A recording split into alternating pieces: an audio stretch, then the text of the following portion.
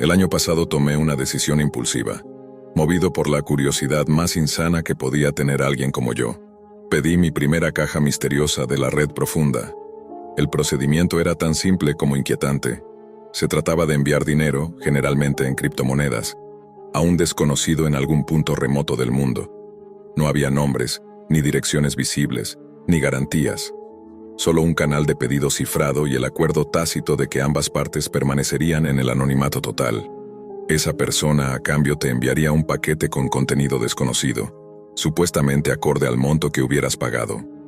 Las cajas más baratas costaban unos $30. Las más caras podían superar los 500.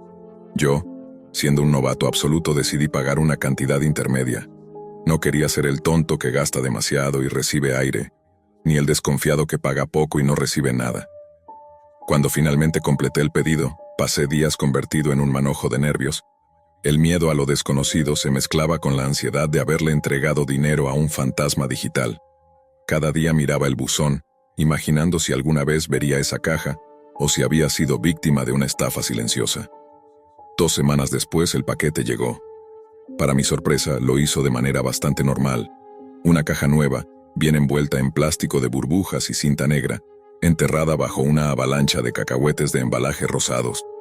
Me había costado exactamente $113 con el envío incluido. El contenido resultó sorprendentemente valioso, tanto que consideré aquel primer experimento un éxito absoluto. Pasaron casi 4 meses antes de que la tentación volviera a morderme. No me bastaba haber tenido suerte una vez. Quería repetir la experiencia.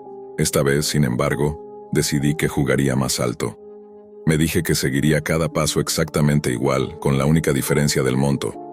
En lugar de pagar poco más de 100, enviaría 300. Mi mente racional intentó detenerme. Tuviste suerte una vez, no la provoques. Se repetía mi conciencia. Pero bastó con mirar el objeto brillante que había obtenido en aquella primera caja para que toda prudencia desapareciera. Lo que me movía ahora no era curiosidad, era simple codicia.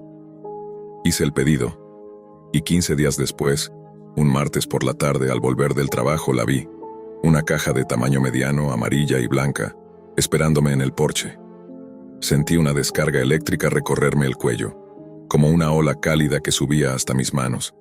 Era la misma sensación que tiene un jugador al ver que su número sale ganador. Me acerqué despacio, casi en cámara lenta, subiendo los 3 escalones de concreto que llevaban a mi puerta. La caja era más pequeña que la anterior, unos 20 centímetros por lado, pero al levantarla comprendí que pesaba el doble. Entré en casa, cerré la puerta y coloqué el paquete sobre la mesa de centro. Usé las llaves para cortar la cinta adhesiva amarilla que sellaba las solapas.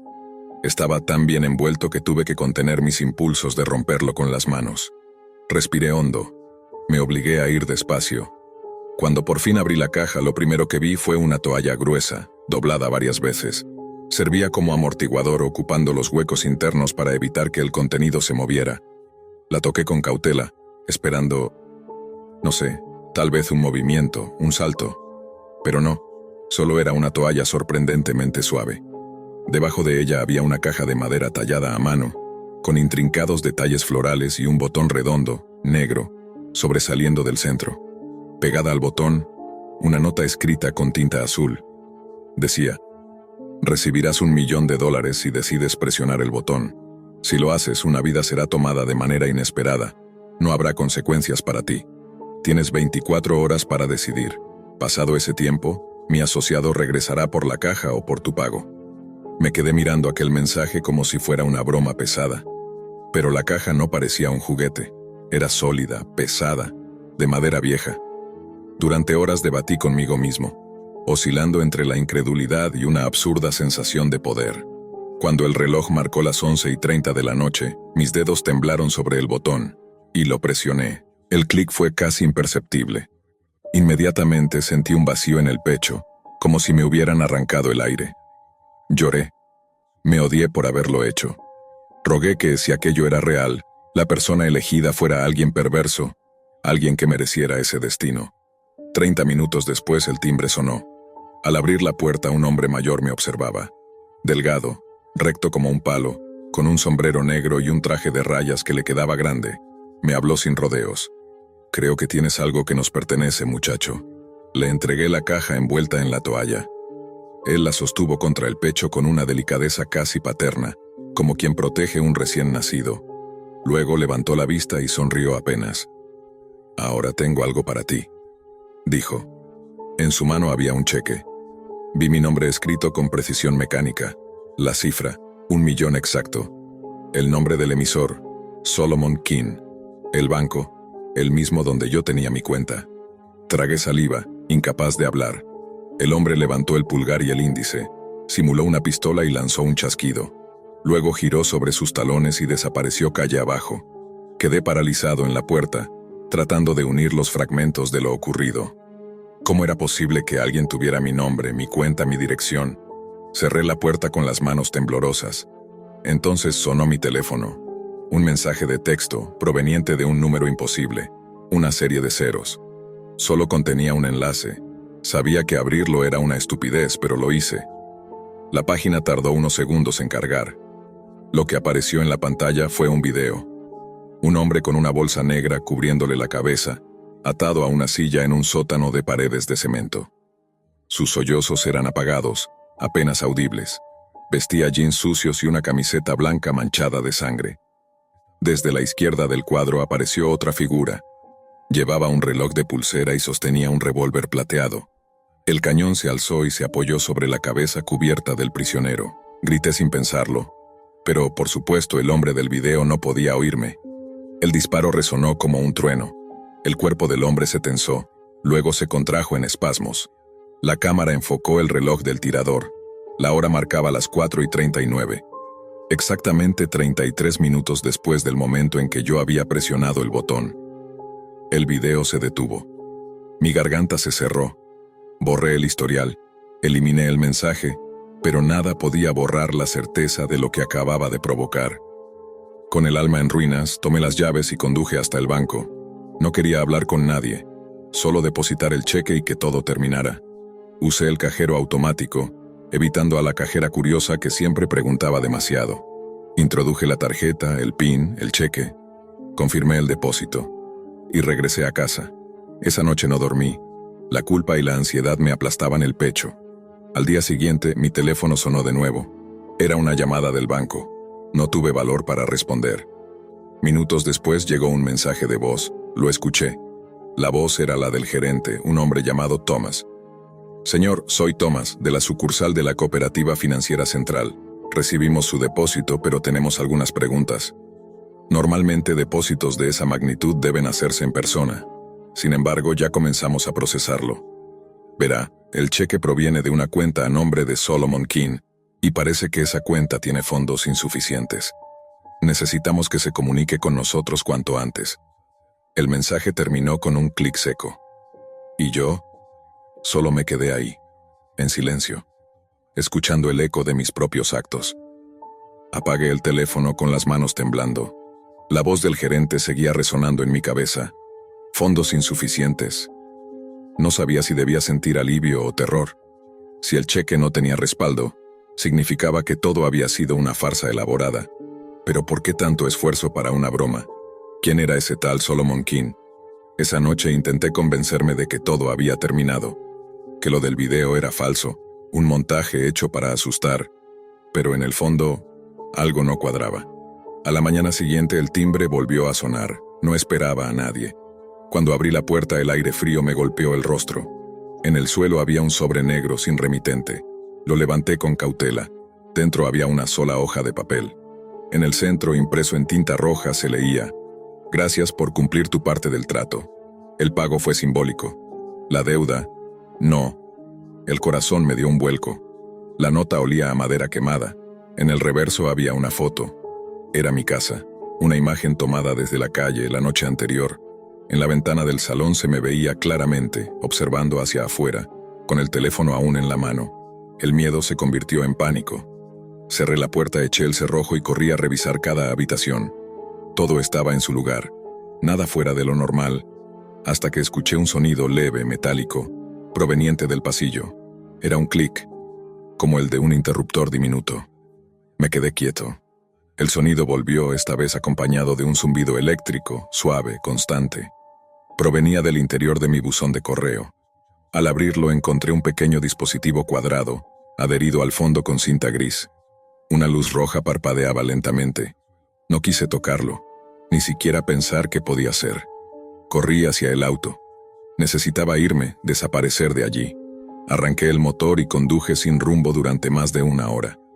Cuando finalmente me detuve en una gasolinera al otro lado de la ciudad, respiré por primera vez en calma. Saqué mi teléfono para llamar a la policía. Pero antes de poder marcar, la pantalla se encendió sola.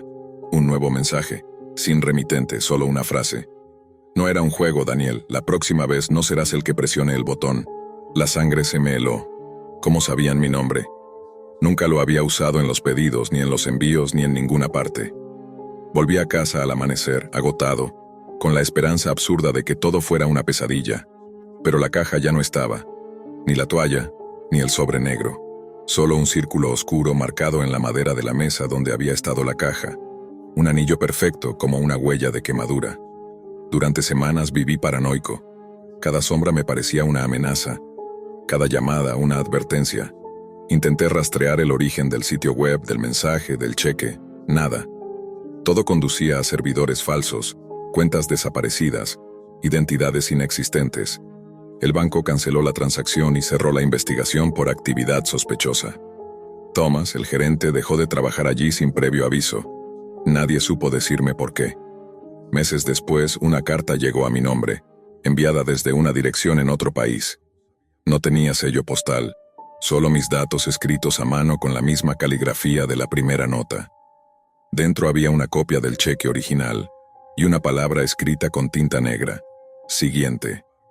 Desde entonces, cada noche antes de dormir, me pregunto si en alguna otra ciudad, en alguna otra casa, alguien está recibiendo ahora una caja similar, con una nota idéntica, y un botón esperando ser presionado. Y me pregunto también si, cuando eso ocurra, el reloj volverá a marcar las 4:39. Lo que voy a contar ocurrió hace un par de meses y oficialmente nunca tuvo un cierre. Fue una torpeza, lo admito. Puedo prometer que no pienso dejar la red oculta ni abandonar el oficio, pero aprendí algo que no olvidaré. Meterse con el trabajo de otro en este mundo es pedir que la oscuridad te mire de vuelta. Me llamo Iñaki Valdés. Tengo 17 años y estoy por terminar la secundaria en el Instituto Monte Claro. Empecé jugando con código en primer año. Pequeños scripts, automatizaciones, bromas que al principio parecían inocentes. Con el tiempo el patio de recreo se volvió más grande y más serio. En tercero ya era el chico del hackeo, y la oficina de sistemas me tenía en la mira. Cada tanto me llamaban para preguntarme si había cambiado la página del anuario, si había bloqueado la cuenta de algún bravucón, si había dejado un mensaje escondido en la intranet. Nunca podían probar nada. Conforme mejoraba, empecé a cobrar por trabajos fáciles, recuperar carpetas, saltar contraseñas mal puestas, ajustar permisos que otros no sabían tocar. Primero fue divertido, luego aburrido. Descubrí que allá afuera había un océano sin semáforos, la red sombra, a la que entraba con un navegador especial que llamábamos umbral. No era un sitio en particular, sino un conjunto de puertas que se abrían si sabías cómo mirar. La fascinación llegó porque el ruido del mundo se callaba ahí. Ni filtros, ni regaños, ni ojos oficiales respirándote en la nuca. Pero no por eso dejé de cuidarme. Arrancaba la sesión desde un sistema que no dejaba huellas, deshabilitaba todo lo que podía del navegador, y a cada paso revisaba que mi rastro fuera cero. Umbral me regaló una certeza. El conocimiento estaba disperso en foros donde los veteranos compartían migas de sabiduría, y en sitios mal asegurados que se podían forzar si tenías paciencia. Lo siguiente fue natural. Quise armar un enjambre, una red de máquinas zombies obedeciendo a mis órdenes. Un enjambre, para quien no lo sepa, es un conjunto de computadoras infectadas, con un pequeño programa que las vuelve marionetas silenciosas. Ya no era solo entrar a una página y mover un par de fichas. Quería construir algo que me respondiera con un chasquido. Un mes después de mis primeras inmersiones profundas, encontré un sitio dentro de la red sombra que ofrecía enjambres en arriendo. El nombre me hizo sonreír. ¿Quién pagaría por algo que, con la herramienta adecuada, se podía tomar? Mi historial hasta entonces había sido casi deportivo. tumbar páginas asquerosas, desfigurar foros de extorsionadores, practicar. Pero robar un enjambre, eso era otra liga. Sabía que se podía. No sabía si yo podía. Me preparé una semana entera. Leí guías mudas, seguí hilos que parecían laberintos, hice pruebas en máquinas descartables. El martes siguiente cargué mi portátil, salí de clase y me fui a la biblioteca Los Álamos. Enchufé el equipo a la red pública, encendí mi sistema efímero y crucé el umbral. En 5 minutos estaba frente al objetivo elegido. Un enjambre pequeño, mantenido por alguien que, a simple vista, no dominaba del todo el oficio. Lo escogí porque parecía flaquear en lo básico. El golpe fue limpio. Las líneas se movieron donde debían, el anzuelo se clavó y al cabo de un rato que preferí no medir, el enjambre era mío. Los días que siguieron me sentí invencible. Lo usé con cuidado, sin llamar la atención. Pruebas de carga, mediciones, una que otra demostración silenciosa. Hasta que una tarde todo se evaporó. El pequeño programa que mantenía a las máquinas atadas desapareció como si nunca hubiera existido. Ni rastros, ni registros, nada. Lo atribuí a un error propio. Cerré, respiré y seguí con lo mío. Esa noche, mientras chateaba con mis amigos sobre planes para el fin de semana, recibí un mensaje de un número oculto. «Te encontré», gruñí, pensando que sería una broma encargada por mi hermano mayor. Respondí con ironía. La contestación llegó cortante. «No dirías eso si valoras tu computadora». Le lancé otra broma y entonces cayó el plomo. 88C72C36 y 641J. Tardé unos segundos en reconocerlo. Era mi contraseña del equipo. No la que uso para tonterías, no la que doy a conocer. Mi contraseña. Escribí. «¿Cómo la supiste?» La réplica fue fría. «No vine a discutir detalles. No vuelvas a meter las manos donde no te llaman». Esta vez recuperé lo mío. La próxima no habrá aviso, dejé el teléfono boca abajo y miré el techo de mi cuarto. No podía llamar a nadie. ¿A quién le explicas que te están amenazando por haber robado un enjambre? A la policía menos, a mis padres imposible. Decidí ignorarlo y reforzar mis defensas. Cambié llaves, limpié discos efímeros, levanté muros donde no cabía ni un alfiler. Pasaron 4 días. La curiosidad es un goteo. Al quinto me ganó. Si esa persona conocía mis puertas, al menos podía conocer las suyas. Aún tenía el rastro del sitio de enjambres en arriendo. Seguí un hilo en el chat, encontré un mensaje con una dirección numérica y tiré. Tardé, pero finalmente la pista me llevó hasta una dirección física. No la mencionaré. Diré solo que estaba muy al norte, en un barrio donde el frío parte la voz. Busqué nombres, dueños, algo que casara con aquel punto en el mapa. Nada. Apunté las señas en una libreta y cerré la portátil. 2 días más de silencio. El viernes, última campanada en Monteclaro. Pasillo lleno, mochilas golpeando. El rumor de fin de semana haciéndose grande. Caminaba junto a Lara, mi mejor amiga, cuando el teléfono vibró con una llamada oculta. Debí palidecer porque ella me preguntó si estaba bien. Dije que sí, que era una cosa rápida, y respondí. No escuché nada al principio. Un latido. Un segundo latido. Después una voz neutra. Rastreándome, ¿eh? Eso no es saludable. Hizo una pausa y empezó a recitar una cadena de letras y números sin emoción. Tardé otro par de latidos en comprender. Era mi matrícula del auto. Sentí que el mundo se quitaba el freno de mano. Corrí. Lara vino detrás, asustada, sin entender. Soy corredor de fondo. Cruzo patios como quien atraviesa una nube. Al llegar al estacionamiento, el sol parecía de metal. Había coches, risas, música. El mío, un sedán gris, estaba donde siempre. A unos metros un compacto verde oscuro arrancó con brusquedad y se perdió en la salida. No pensé, abrí, encendí y me lancé detrás. En segundos varios autos nos separaban. El compacto desapareció con la suavidad de quien ya estudió el laberinto. Golpeé el volante y maldije. Volví a casa con el gusto del óxido en la boca. Aparqué. Bajé. Y entonces vi el detalle que no había visto. Una nota, apretada bajo el limpiaparabrisas, con la calma de lo inevitable. La tomé con manos que no parecían mías. Decía, última oportunidad. Deja de husmear debajo. Con una prolijidad que me heló la espalda, estaban mi dirección completa, mi número de teléfono y las contraseñas de varias cuentas y redes. No una ni dos. Todas, presentadas como si fueran el menú de un restaurante. Sentí rabia antes que miedo. El tipo había subido un escalón. Lara vino esa noche a casa. Traté de explicarle sin delatar demasiado. Me pidió que se lo contara a alguien. Dijo que así no se puede vivir. Tenía razón, pero para entonces me había enterrado lo suficiente como para entender que ninguna autoridad iba a limpiar el pantano al que yo mismo había entrado con botas nuevas. Esa noche prometí detener la búsqueda.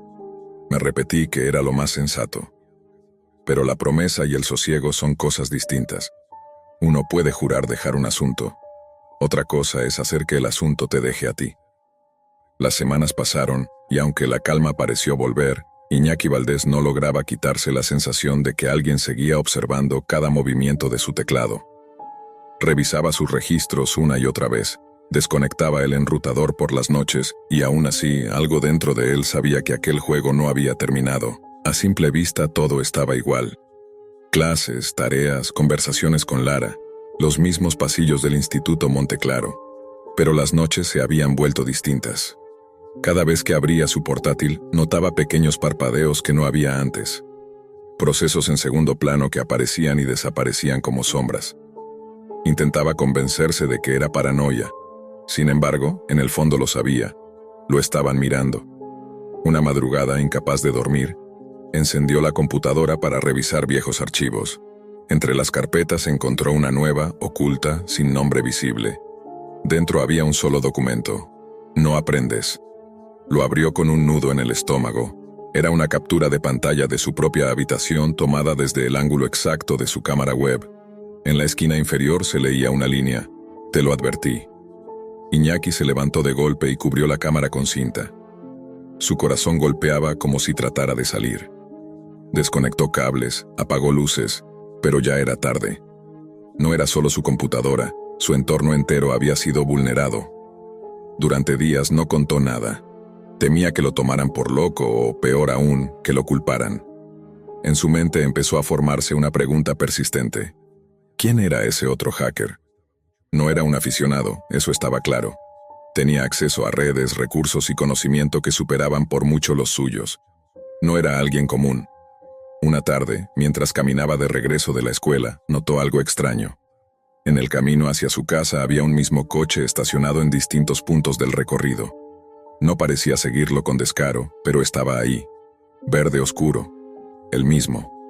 Aceleró el paso sin mirar atrás y entró directamente a su casa. Esa noche, decidió hacer lo que no debía, volver a entrar a la red sombra. No por curiosidad, sino por miedo. Quería respuestas. Si alguien lo estaba vigilando, quería saber quién era y por qué. Preparó todo con un ritual meticuloso. Sistema seguro, red enmascarada, software de rastreo. Abrió un Braille y buscó el foro del que había obtenido el enjambre original, pero ya no existía. En su lugar, solo había una pantalla negra con una frase parpadeante. No aprendes. El cursor titilaba, como si lo esperara. Contra toda lógica escribió, ¿quién eres? La respuesta llegó al instante. No importa quién soy, importa que tú sigues aquí. Iñaki contuvo el aliento. ¿Qué quieres de mí? Nada, solo que no vuelvas. ¿Por qué me vigilas entonces? Porque abriste una puerta que no debías ver. Durante varios segundos el texto quedó quieto. Luego una nueva línea se dibujó lentamente. Mira detrás de ti. Iñaki giró tan rápido que la silla crujió. No había nadie. Pero el monitor seguía encendido, y en la pantalla, la cámara web se había activado sola. En la ventana de vista previa apareció su propio rostro, iluminado por el resplandor azul del monitor. Y detrás de él, una figura oscura apenas visible, como un contorno humano difuso. Parpadeó, y la figura ya no estaba. Cerró el portátil de golpe, lo desenchufó y lo guardó en una mochila. Pasó la noche entera sin dormir, observando cada rincón de su cuarto. Cuando amaneció, la luz no trajo alivio. Al día siguiente, fue a la biblioteca donde todo había comenzado. Necesitaba comprobar algo. Encendió una computadora pública y revisó los registros de conexión. Entre los nombres de usuario aleatorios y direcciones ocultas, encontró uno que le heló la sangre. Valdés-control. Había sido creado 2 días antes, en esa misma máquina. No sabía si era una burla o una advertencia. Decidió que no quería averiguarlo. Cerró todo, destruyó la memoria USB donde guardaba sus herramientas y dejó de usar computadoras por un tiempo. Lara fue la única en quien confió. Una noche, mientras caminaban por el malecón, le contó todo. Ella lo escuchó sin interrumpirlo, con el rostro entre la preocupación y la incredulidad. «Iñaki, tienes que dejar esto atrás», le dijo. «Sea quien sea, te está ganando». Él asintió, y quiso creerlo. Durante algunas semanas lo logró. Se concentró en la escuela, volvió a correr, evitó las pantallas. Hasta que una tarde, al revisar el buzón de su casa, encontró un sobre sin remitente. Dentro había una sola hoja. En el centro, una fotografía impresa. Lara, saliendo de la escuela, con la misma luz del día anterior. En el reverso, una frase escrita a mano. «No solo tú tienes algo que perder». El miedo se volvió físico. Esa noche, quemó el papel en el patio, mirando cómo las letras se retorcían en la llama. Por primera vez en mucho tiempo, sintió verdadero arrepentimiento. Pasaron los meses, no volvió a recibir mensajes, ni llamadas, ni notas. Su vida se normalizó a medias, aunque nunca volvió a sentirse completamente solo. En ocasiones, al encender una lámpara, le parecía ver un reflejo fugaz en la ventana. Una silueta, tal vez una sombra. Tal vez solo su mente repitiendo advertencias. Con el tiempo, se convenció de que lo peor había terminado. Incluso volvió a conectarse a Internet, pero solo para cosas sencillas. Ninguna exploración, ninguna curiosidad. Hasta que, un día, mientras buscaba un correo antiguo, vio un mensaje nuevo en su bandeja. No tenía remitente visible. El asunto decía: «Recuerda quién abre la puerta». Dentro, solo una línea. «El enjambre sigue activo». El corazón de Iñaki se detuvo un segundo. Abrió los archivos adjuntos. Eran registros en tiempo real, nombres de equipos infectados, todos vinculados a direcciones de su ciudad. Entre ellas, la computadora del Laboratorio de Informática del Instituto Monte Claro. En el último registro, un nombre destacaba en rojo: Lara PC. El mensaje se borró solo segundos después y la pantalla se apagó por completo. Iñaki quedó mirando su reflejo oscuro en el vidrio del monitor. Supo entonces que nunca había recuperado el control, ni siquiera por un instante. El otro no solo lo había vigilado, lo había incorporado al enjambre. Desde ese día, nadie volvió a verlo en línea. Sus cuentas desaparecieron, sus perfiles fueron eliminados uno por uno. Solo queda su historia, contada entre los círculos de la red sombra, como una advertencia silenciosa. Dicen que, a veces, si entras lo bastante profundo y escribes su antiguo alias, Valdés-bajo-control, aparece un mensaje en pantalla. El aprendiz aprendió demasiado, y con eso la conexión se corta. Para siempre. Era el 1 de julio de 2018. En la imagen, 18 personas miraban directamente a la cámara, pero la atención se centraba en un joven de cabello rubio y gestos inquietos. Lucas Meder, de unos 25 años, hablaba con un entusiasmo nervioso mientras ajustaba un micrófono improvisado frente a su computadora portátil. Tenía ese tipo de energía que solo aparece cuando alguien está a punto de hacer algo que podría cambiar su vida, o arruinarla. Su voz temblaba aunque intentaba sonar confiado. «Hoy es el gran día. Es nuestra primera prueba real del Aracnet, nuestro rastreador autónomo para la Deep Web». Fuera de cámara, una voz más grave interrumpió. Era Derek Soler, su compañero de proyecto y el verdadero cerebro técnico detrás del experimento.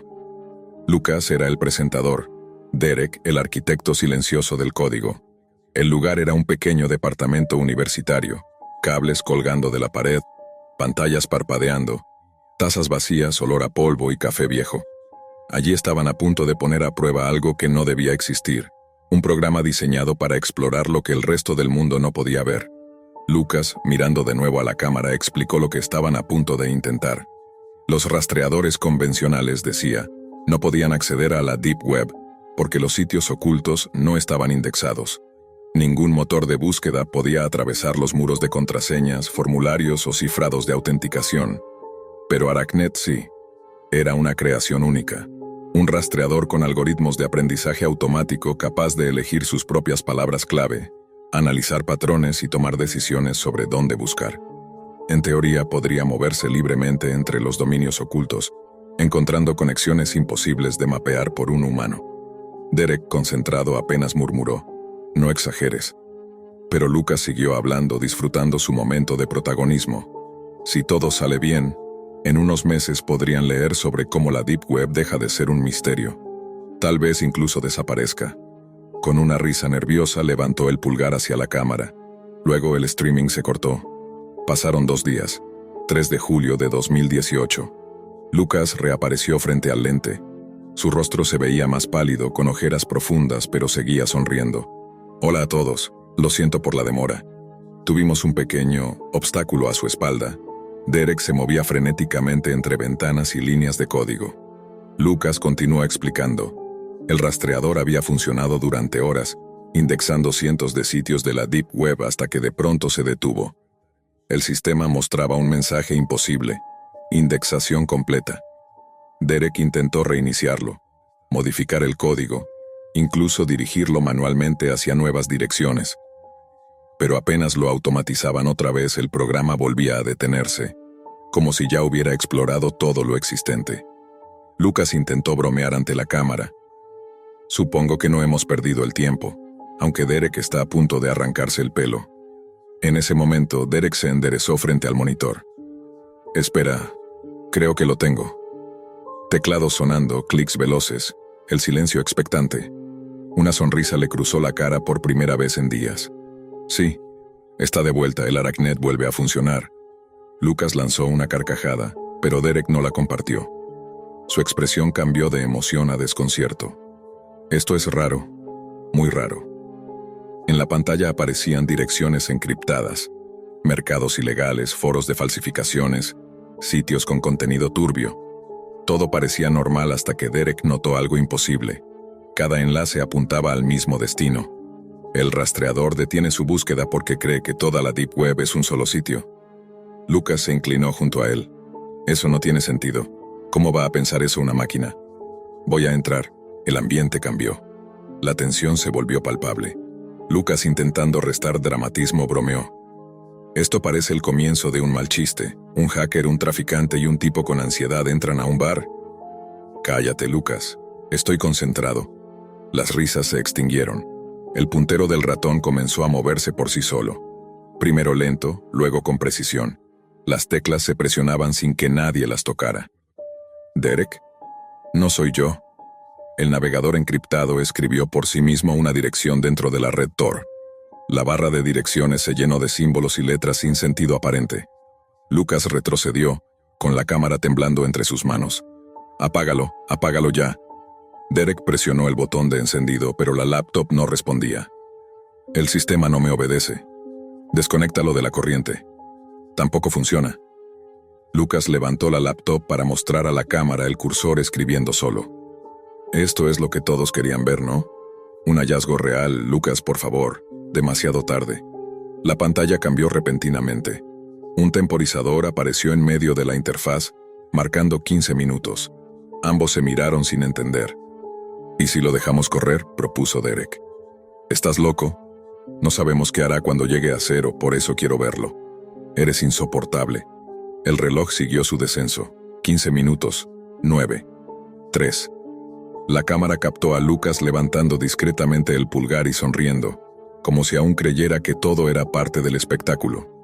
0. Nada. Solo silencio. Y el ladrido distante de un perro. ¿Feliz ahora?, gruñó Derek. Antes de que Lucas pudiera responder, algo golpeó la puerta. Un golpe fuerte, luego otro. 3 segundos de diferencia. Los ladridos aumentaron al otro lado de la ventana. ¿Oíste eso?, susurró Lucas. Sí. Derek se levantó, acercándose lentamente a la entrada. La cámara lo siguió enfocando su espalda.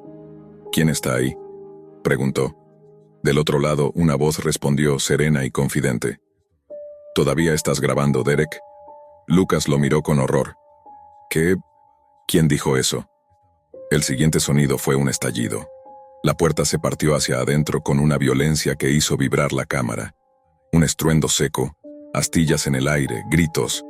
Durante una fracción de segundo, la lente captó algo moviéndose entre el polvo. Una mano gris con costuras que recorrían los dedos de arriba a abajo, como si la piel estuviera cocida. El streaming se cortó abruptamente. 10 de julio de 2018. El canal volvió a transmitir. Nadie lo esperaba, pero la notificación apareció a medianoche. Aracnet, Último directo. La imagen era granulada, apenas iluminada por una bombilla que colgaba del techo. Frente a la cámara estaba Lucas Meder, aunque apenas se parecía al joven eufórico de una semana atrás. Su piel era pálida, enferma. En el rostro habían brotes que parecían hundirse bajo la piel, y su cabello rubio colgaba en mechones irregulares. Estaba sentado frente a una mesa de metal en una habitación de concreto desnudo. Detrás de él, inmóvil, una figura alta y corpulenta permanecía de pie, con los brazos cruzados sobre el pecho. Lucas habló con voz débil, como si cada palabra le costara esfuerzo. «Hola, chicos. Este podría ser mi último broadcast por un tiempo». Su mirada se desviaba constantemente hacia la figura en el fondo. La cámara no lograba enfocar bien, pero podía verse que esa cosa, porque ya no parecía del todo humana, estaba quieta, observándolo. «Derek está bien», continuó Lucas, aunque su voz tembló. «Quiero decir, está diferente, pero sigue aquí». Su respiración se volvió entrecortada. Durante un instante, el cuerpo de la figura se movió, y un destello de su piel, o lo que quedaba de ella, apareció bajo la tenue luz. Una superficie gris, tensa con costuras que subían por el brazo como si alguien la hubiera ensamblado a mano. Lucas siguió hablando, intentando mantener la calma. «Supongo que ellos tenían algo parecido a nuestro Aracnet. Quizás rastreaban sitios igual que nosotros, quizás ya estaban allí antes». Una pausa larga. Luego bajó la voz. «Y supongo que en la Deep Web nadie hace demasiadas preguntas cuando la gente desaparece». El silencio se prolongó. Entonces Lucas se inclinó hacia la cámara acercando el rostro hasta ocupar casi todo el cuadro. Sus ojos estaban vidriosos, las pupilas dilatadas. «Escúchenme. Si alguien está viendo esto, cierren su navegador». Ahora mismo, en ese instante, la figura detrás de él dio un paso. El sonido del pie al golpear el piso retumbó como un golpe de tambor. Otro paso. Luego otro. Lucas susurró con desesperación. «Solo les toma 15 minutos encontrarte una vez que han establecido conexión». «¿15 minutos?» Una mano enorme, grisácea, apareció detrás de él. No era una mano viva.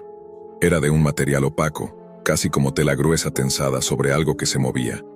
Esa mano lo tomó del hombro y lo arrastró fuera de cámara con una violencia muda. Se oyó un golpe. La cámara cayó de costado, mostrando parte del suelo y el muro de concreto. Durante un segundo, una voz, la de Lucas, gritó: «Derek, no hagas esto». Entonces una nueva figura se inclinó frente al lente. El rostro era una parodia de humanidad. Los ojos eran humanos, sí, pero estaban incrustados en una superficie de tela gris cosida directamente sobre la piel. Las costuras cruzaban la mandíbula y la frente, formando una sonrisa fija. Por unos instantes pareció que intentaba hablar, pero solo salió un ruido hueco, como un suspiro dentro de un saco vacío. Luego, la imagen se cortó a negro. Solo quedó en pantalla un temporizador de cuenta regresiva, el mismo que había aparecido la primera vez. 15 minutos. El archivo del último streaming fue compartido y descargado miles de veces en foros de tecnología y canales dedicados a lo oculto. Nadie logró rastrear la IP original. Los registros de conexión se desvanecieron entre capas de servidores distribuidos por la red Tor. Lo único que coincidía en todos los testimonios era un patrón. Los usuarios que reprodujeron el video original completo comenzaron a notar comportamientos extraños en sus dispositivos, el cursor moviéndose por sí solo, navegadores abriéndose sin comando alguno, y en algunos casos, un archivo con un nombre corto y confuso apareciendo en sus escritorios. Aracnet.exe. Cuando expertos en ciberseguridad intentaron analizarlo, descubrieron algo perturbador. El código no era simplemente un programa de rastreo. Era un sistema autorreplicante, diseñado para crear conexiones entre nodos humanos, no solo entre páginas. Era como si, de algún modo, el experimento de Lucas y Derek hubiese abierto una puerta. Una puerta que no solo atravesaba los rincones ocultos de la Deep Web, sino algo más profundo. Algo que ahora estaba buscando nuevos anfitriones. La última transmisión registrada mostraba una pantalla negra. Solo una línea de texto, escrita lentamente como si alguien, o algo, la estuviera tecleando desde el otro lado. Conexión establecida, no cierres tu navegador. Dicen que el cuerpo humano puede soportar 3 días sin agua antes de rendirse. También he escuchado que un hombre una vez sobrevivió 21 días sin comer. Yo solía saber esas cosas, cuando mi vida aún tenía sentido. Era un estudiante cualquiera, con sueños modestos y una rutina sin sobresaltos. Mi nombre es Elías Romero, y crecí en una ciudad pequeña donde nunca pasaba nada. Cursaba el último año de secundaria, trabajaba medio tiempo en una tienda para ahorrar algo de dinero y soñaba con estudiar ingeniería. Todo era predecible, aburrido y en cierto modo tranquilo. Hasta aquel día. Fue una tarde corriente. Recuerdo haber salido de clases con la mente puesta en los exámenes finales. Después, todo se volvió confuso. No sé si alguien me siguió o si fue pura mala suerte. Lo cierto es que, cuando volví a despertar, ya no estaba en mi mundo. Estaba completamente desnudo, tirado en el suelo frío de una habitación desconocida y mal iluminada. El aire olía a humedad y óxido. Lo primero que escuché fue un goteo persistente, un sonido monótono que parecía reírse de mi desesperación. Frente a mí algo brillaba débilmente, un cuchillo. Era lo único que destacaba en aquel lugar sin forma. Las paredes eran grises, lisas, sin puertas visibles. En una esquina un inodoro sucio parecía llevar siglos ahí. En el techo, una grieta dejaba caer una especie de líquido espeso, de color verdoso. Intenté moverme, pero el cuerpo apenas me respondía. No había dolor evidente, aunque mi mente ya imaginaba lo peor. De pronto, un destello intenso me cegó. Fue como si alguien me hubiera disparado una cámara a pocos centímetros del rostro. Cuando mis ojos se adaptaron, una voz retumbó en el aire. No supe de dónde venía. No parecía humana. «Queremos ver tu muerte», dijo. «Veamos cuánto tiempo te toma». Sentí el corazón detenerse por un segundo. Después el miedo dio paso a otra emoción, una mezcla de furia y desafío. Si lo que querían era verme morir, no les daría ese placer. Si su diversión dependía de mi agonía, entonces resistiría todo lo que fuera necesario para frustrarlos. Al principio pensé que me observaban desde algún cuarto contiguo. No sabía que en realidad me miraban desde mucho más lejos, desde otras ciudades, quizás desde otros países. Decenas, tal vez cientos de personas, conectadas en la oscuridad, disfrutaban de mi sufrimiento a través de una transmisión secreta. Esa idea tardó en llegarme, pero cuando lo entendí, algo dentro de mí se rompió para siempre. Los días pasaron sin alimento. El único indicio del paso del tiempo era el destello que aparecía una vez al día y la misma voz burlona, felicitándome por seguir vivo. El agua del techo se volvió mi única fuente de vida. Tenía un sabor amargo y metálico, como si llevara consigo algo podrido, pero era eso o morir de sed. Bebía con vergüenza, con rabia, con asco. Cada trago me recordaba lo lejos que estaba de ser humano. Cuando el hambre se hizo insoportable, empecé a perder la razón. Dormía en el suelo temblando. Me dolía cada articulación, mi piel se agrietaba, mi cabello caía en mechones. Ya no era un muchacho, era un pedazo de carne esperando su fin. Y aún así, seguía respirando. Seguir con vida se había vuelto mi única forma de venganza. No sé cuántos días pasaron antes de que mi mente se quebrara del todo. Recuerdo haber pensado que quizás esa habitación era el mundo entero, que afuera no existía nada. En algún punto, empecé a hablar conmigo mismo, a responderme en voz alta, a imaginar rostros en las manchas del suelo. El hambre me hacía ver luces y sombras moverse. Oía pasos, susurros, incluso risas. Una noche, después del acostumbrado destello, la voz volvió a sonar. Comentó algo sobre su sorpresa de que aún estuviera con vida. Lo dijo con un tono que no sabría describir. Una mezcla entre fascinación y desprecio. Sentí que reían a costa de mi sufrimiento, y esa idea me encendió algo dentro. Un odio puro, sin dirección. Ese fue el día en que tomé el cuchillo. Lo sostuve con la mano temblorosa. Por primera vez comprendí que ese objeto no estaba ahí por accidente. Era una invitación, y yo la acepté. Me miré la mano izquierda. Los dedos estaban delgados, huesudos, casi transparentes. Pensé en la comida, en cualquier comida. En pan, arroz, carne. El estómago me dolía tanto que ya no sentía el cuerpo. Entonces lo hice. Me corté el meñique. El dolor fue tan intenso que me dejó sin aire, pero duró poco. El instinto tomó el control. Me llevé el dedo a la boca antes de pensarlo. Masticar fue como despertar. Escuché el crujido de mis propios huesos entre los dientes. La sangre corría por mi pecho y caía en el suelo formando manchas oscuras. Lo repugnante era que, en lugar de asquearme, sentía alivio. Calor. Comía al fin. No sé cuánto tiempo pasó después de aquello. Quizás horas, quizás días. Solo recuerdo que de alguna forma me sentí más fuerte.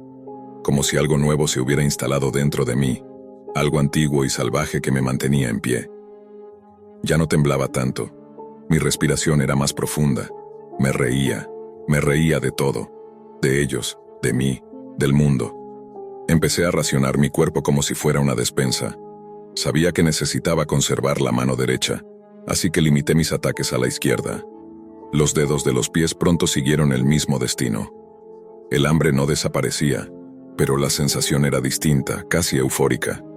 Cada fragmento de mí que desaparecía se transformaba en energía, en resistencia, en algo más cercano a la locura.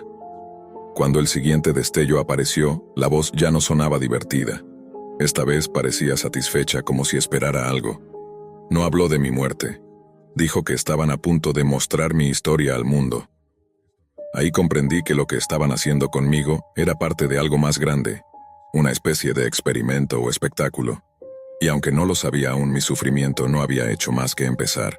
A partir de aquel momento todo se volvió borroso. Ya no distinguía los sueños de la realidad. Algunas veces despertaba creyendo que alguien me hablaba al oído, otras sentía presencias moviéndose fuera de la habitación. El tiempo había dejado de existir. Solo quedaba la voz, el destello, el cuchillo y mi voluntad. Un día después del acostumbrado resplandor, la voz dijo algo nuevo. Dijo que pronto me trasladarían, que había un nuevo interesado en mi resistencia. No entendí lo que significaba, pero la palabra traslado me devolvió la esperanza. Pensé que ese sería el momento para escapar, si es que aún tenía fuerzas. Horas o días después escuché movimiento detrás de la pared, voces reales, pasos. Por primera vez en lo que parecía una eternidad, supe que no estaba completamente solo. Cuando la puerta se abrió, la luz del exterior me golpeó como un puñetazo. Me cegó, pero también me hizo recordar quién era. La sensación fue tan poderosa que todo dentro de mí se revolvió, como si algo dormido despertara con rabia. No recuerdo bien lo que pasó después. Solo fragmentos, gritos, cuerpos cayendo, el sonido sordo del caos. Cuando volví a ser consciente estaba afuera en el suelo de un callejón, frente a mí las luces de una casa. Alguien me encontró, llamó a la policía, y la pesadilla pareció terminar. Esa fue la versión pública de la historia. Los informes oficiales decían que había sido víctima de un secuestro, que mis captores huyeron antes de ser atrapados. Mi nombre apareció en las noticias durante un par de días. Hablaron del milagro de haber sobrevivido. Me llamaron el muchacho que volvió de la muerte. Nadie supo la verdad. Nadie imaginó lo que había pasado dentro de aquella habitación, ni lo que había despertado en mí. La policía rastreó la señal de las transmisiones y derribó el sitio donde habían exhibido mi tormento. Supe entonces que cientos de personas me habían observado cada día, como si fuera un entretenimiento macabro. Mi historia había sido vista, comentada, celebrada por desconocidos ocultos tras sus pantallas. Eso me destruyó más que el cautiverio. Durante un tiempo intenté retomar mi vida. Me dieron una nueva identidad. Me ofrecieron terapia, medicación, una prótesis. Pero nada de eso me devolvió la calma. El hambre seguía ahí, adentro. No era un hambre física, sino algo más profundo, una necesidad imposible de saciar. Descubrí que no se trataba de sobrevivir, sino de vengarme. Cada noche, en mis sueños, veía rostros sin nombre observándome desde la oscuridad digital. Rostros que se reían, que esperaban. Empecé a buscarlos, uno por uno. No fue difícil encontrarlos.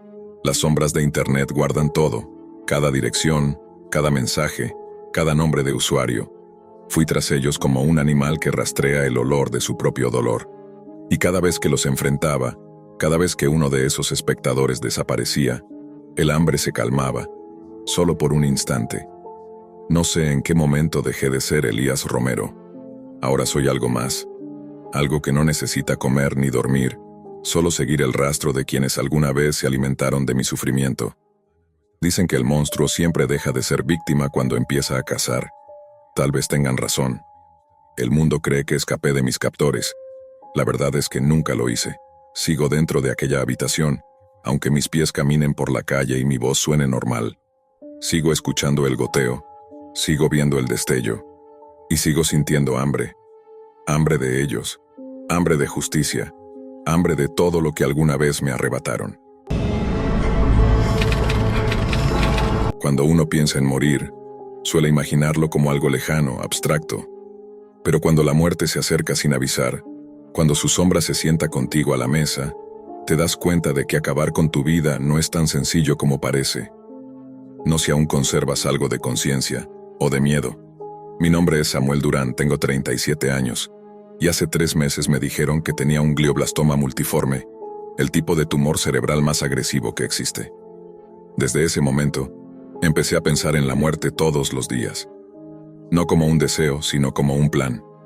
Un proyecto personal que debía ejecutar con precisión, si no quería arrastrar a nadie más conmigo. Hay muchas formas de morir. El cuerpo humano, pese a lo que creemos, es una máquina frágil. El problema nunca fue el cómo. El verdadero dilema era el después. ¿Quién me encontraría? ¿Qué pasaría con los pocos que aún me quieren? No tengo hijos. Mis padres murieron hace años. Solo me quedan mis 3 hermanos. Luis, Marta y Elena. Ellos no merecen descubrir mi cuerpo, ni cargar con ese recuerdo. Pensé en usar un arma, pero imaginé el sonido, la escena, la sangre, y sobre todo, los ojos de quien entrara a la habitación después. Luego pensé en ahorcarme o en cortarme las muñecas, pero cada opción era igual de cruel con los que quedarían atrás. Entonces recordé algo más. Mi póliza de seguro de vida. La obtuve hace apenas 3 años, mucho antes de saber del tumor, y según las cláusulas, si me suicidaba antes de los 5 años, el dinero no sería entregado a mi familia. Era un detalle frío, burocrático, pero determinante. Ese dinero podría cubrir la universidad de mis sobrinos. Si esperaba 2 años más, el seguro pagaría. Pero yo no tengo 2 años. Apenas me quedan 2 meses. El tumor crece rápido, y pronto perderé el control de mi mente. Los médicos fueron claros. El dolor será insoportable, las alucinaciones constantes y la agresividad impredecible. No quiero convertirme en un peligro para nadie. Los tumores cerebrales hacen cosas extrañas con la mente. Te desarman, te confunden, te vuelven un extraño dentro de tu propio cuerpo. Así que estoy atrapado, entre un tumor del tamaño de una piedra y la pared de una decisión imposible. Perdón por el humor negro, pero a estas alturas, hasta reírse de la tragedia se vuelve una forma de resistencia. Si viviera en uno de esos estados donde la muerte asistida es legal, podría pedir ayuda médica para irme en paz. Una inyección, un adiós tranquilo, sin culpas ni escenas macabras. Pero no tengo esa opción. Mi país no lo permite y cambiar de residencia tomaría más tiempo del que me queda. Así que lo comprobé. No se puede viajar a otro estado y pedir ayuda. No funciona así. Los trámites, las leyes, los testigos, todo es un laberinto. De modo que solo hay una forma de que la compañía de seguros pague. Dejar que el tumor me mate. Pero eso significaría semanas de agonía, delirio y dolor. Y lo peor de todo, podría lastimar a alguien sin querer. Entonces pensé, si no puedo hacerlo yo mismo, quizá alguien más podría hacerlo por mí. Fue así como llegué a un rincón del Internet del que nadie debería saber. La red oscura. La Dark Web.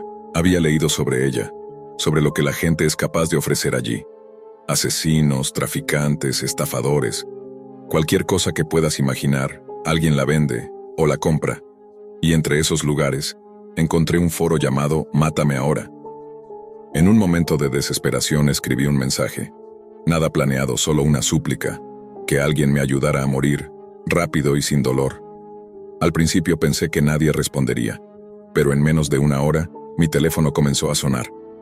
Llamadas desconocidas, correos electrónicos que llegaban a mi dirección personal, una que jamás había vinculado con ese sitio. Y entonces supe que había cometido un error. Docenas de personas respondieron. Algunos decían que lo harían gratis, siempre y cuando pudieran grabarlo. Otros me enviaban fotos, mensajes amenazantes, detalles de mi dirección. ¿Cómo obtuvieron mis datos? Aún no lo sé, pero pronto entendí que ya no tenía el control de nada. Intenté retractarme. Les dije que había sido un error, que no quería una muerte violenta. Algunos lo entendieron, otros se enfurecieron. Uno de ellos me escribió: «No te preocupes, Samuel. Ya sabemos dónde vives. Nos veremos pronto», y ahora, mientras escribo estas palabras, escucho el sonido de alguien entrando a mi casa. Una puerta que se abre con cuidado. Un piso que cruje bajo botas pesadas. Y entiendo que, al final, mi plan funcionó. Solo que no de la manera en que imaginaba. El primer ruido fue leve. Un golpe seco. Casi como si el viento hubiera movido algo en el porche. Pero luego vino el segundo, más pesado. Una pisada. Y supe que no era el viento. Mi respiración se detuvo por un instante. Sentí ese vacío en el pecho que solo da el miedo más puro. Ese que se arrastra desde las tripas. Había alguien adentro. Alguien que no debería estarlo. Me moví despacio hacia el pasillo. Desde la oscuridad, el reflejo metálico de una linterna bailaba sobre las paredes. 2 sombras, tal vez 3. Sus pasos eran seguros, coordinados. No era un robo. Eran ellos. Los mismos con los que había hablado en esa sala de chat maldita. Los que me habían dicho que vendrían. Intenté llegar al teléfono, pero no había señal. El enrutador estaba desconectado, el cable cortado. Habían planeado esto. Salí por la puerta trasera, cojeando por el terreno fangoso detrás de mi casa, hacia el viejo granero que usaba como taller. Allí guardaba herramientas, una linterna y, sobre todo, una cerradura que aún funcionaba. El aire olía a tierra húmeda y metal oxidado. Mi mente, enferma pero lúcida, trataba de entender en qué momento había cruzado la línea entre la desesperación y la locura. Dentro del granero todo era silencio. Solo mi respiración y el latido irregular de mi corazón. Apoyé la espalda contra una columna de madera intentando no pensar. Pero entonces escuché el ruido otra vez, el crujir de una bota sobre las hojas secas, luego el chasquido metálico de un cerrojo forzado. Habían llegado. Uno de ellos entró primero. Llevaba una máscara grotesca de esas que parecen un rostro infantil congelado en una sonrisa falsa. En la mano, un cuchillo largo. No dijo nada. Solo caminó hacia mí, lento, disfrutando del miedo que provocaba. Detrás de él vi otro. Este tenía un arma, un revólver pequeño apuntando hacia el suelo, pero listo. Los dos estaban grabando. Lo vi en sus pechos. Pequeñas cámaras, luces rojas encendidas. Mi cuerpo actuó antes que mi mente. Agarré lo primero que encontré. Una vieja herramienta para cortar alambre. Él se lanzó primero con un grito que rompió el silencio como un trueno. En el forcejeo el cuchillo se me escapó de las manos, pero logré girar el cuerpo. Caímos al suelo luchando por el control del arma blanca. Un instante después la hoja se hundió en su pecho. No lo planeé, simplemente ocurrió. El sonido que hizo no era un grito, era un suspiro ahogado, un quejido que se apagó entre los dos. La sangre comenzó a gotearle por debajo de la máscara, y por un segundo me quedé inmóvil, mirándolo, sin comprender del todo lo que acababa de pasar. Pero el otro no esperó. El que tenía la pistola gritó algo y disparó. El primer impacto me alcanzó en la pierna. El dolor me atravesó como fuego líquido. Corrí hacia el fondo del granero, tambaleándome, tropezando con una carretilla y cayendo contra la pared. Otro disparo. Astillas de madera saltaron a mi rostro. No podía pensar, solo correr. A tientas encontré la pared de herramientas. Sabía exactamente dónde estaba cada cosa. Martillos, ganchos, tijeras de podar. Tomé las tijeras enormes y pesadas, justo cuando la puerta trasera se abrió de golpe. El hombre del machete entró gritando. Su silueta recortada contra la luz de la luna parecía la de un animal. No tuve tiempo para pensar. Él atacó, y yo también. El metal chocó contra el aire. Sentí la resistencia de su cuerpo, el golpe seco de la herramienta hundiéndose en su pecho. Con ambas manos, abrí las cuchillas dentro de él. El grito que soltó fue inhumano. Retrocedió tambaleante mientras su machete resbalaba, y fue entonces cuando noté el frío. Miré hacia abajo. La hoja del machete estaba clavada en mi abdomen. Un hilo de aire escapó de mis labios. No podía respirar.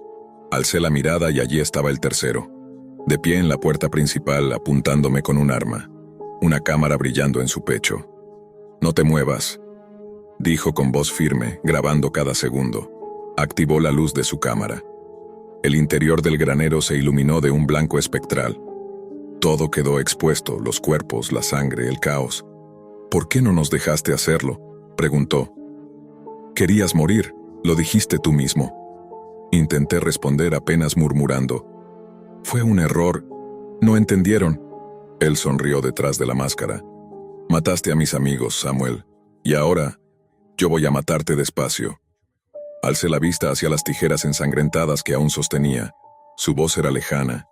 Mi visión comenzaba a nublarse. El mundo se contraía a un solo punto. Sobrevivir, aunque fuera solo un minuto más. Me incliné hacia adelante, fingiendo rendición, dejando caer las tijeras al suelo. Pero justo antes de soltarlas, las lancé con todas mis fuerzas. El disparo retumbó. El disparo resonó dentro del granero como un trueno contenido. Sentí el impacto en la pierna, pero no me detuve. Las tijeras rebotaron en el brazo del hombre y cayeron al suelo, tintineando entre los charcos de sangre. Él giró el cuerpo para esquivar el golpe, y ese segundo de distracción fue suficiente. Corrí hacia él con el machete aún clavado en mi abdomen. Cada paso era un estallido de dolor, pero también de furia. No sé si era adrenalina o instinto, pero algo en mí se negó a morir sin pelear. Él disparó 3 veces más. El aire se llenó de humo y eco. Sentí como 2 balas me atravesaban el pecho, pero seguí avanzando. Cuando por fin estuve a 1 metro de distancia, levanté el machete y lo hundí en el centro de su máscara. El filo se abrió paso entre el plástico y la carne. Su cuerpo se estremeció, disparando el arma hacia el techo. Luego se tambaleó hacia atrás y cayó, con un sonido sordo, sobre la tierra húmeda. Silencio. Solo mi respiración quebrada y el goteo constante de la sangre cayendo sobre el suelo. Me quedé de pie unos segundos tambaleante, observando los cuerpos inmóviles. 3 hombres, 3 máscaras, 3 desconocidos que habían venido a cumplir mi deseo, o su propio placer. Salí del granero tambaleando, apoyándome contra la pared exterior. El aire frío de la noche me cortó el rostro. El dolor era intenso, pero también distante, como si no me perteneciera. Me dejé caer al suelo, junto al umbral, y respiré hondo por última vez. La sangre manaba de las heridas, tibia, silenciosa. No tardaría mucho. Apoyé la cabeza en la madera del granero y sonreí. Por primera vez en meses, sentí calma. Pero antes de cerrar los ojos, decidí decir la verdad. Quizás no fui del todo sincero contigo. Tal vez, sí sabía lo que estaba haciendo cuando entré en la red oscura. Tal vez, en el fondo, no buscaba morir con discreción, sino hacerlo a mi manera. Tal vez quise salir como esos héroes de acción que enfrentan al mal, aunque fuera por accidente. Y solo tal vez, había planeado todo con precisión. Las cámaras, las direcciones falsas, las rutas digitales que dejé como migas de pan. Todo para que, cuando las autoridades llegaran, pareciera otra cosa. Un robo, una invasión, una pelea que salió mal. Y con eso el seguro de vida no tendría motivos para negar el pago. Mis hermanos recibirán el dinero. Mis sobrinos podrán estudiar. Y yo ya no estaré aquí para verlos. Pero no importa. Porque al final logré lo que quería. Morir a mi manera. No con tubos, ni con alucinaciones, ni encerrado en una cama. Sino sabiendo que, de algún modo, mi muerte aún servía para algo. Mientras la oscuridad me envuelve, pienso en eso. En lo absurdo, lo cruel y lo poético de todo esto. Y me doy cuenta de que, tal vez, esta fue la única manera que me quedaba de tomar el control. Así que sonrío. Y mientras la vida se me escapa con cada respiración, pienso, la mayoría de las personas no elige cómo muere. Yo, al menos, tuve esa suerte una última exhalación. Silencio. Solo el rumor del viento golpeando el granero viejo. La cámara sigue grabando, su luz roja parpadeando en la oscuridad. Y luego, nada.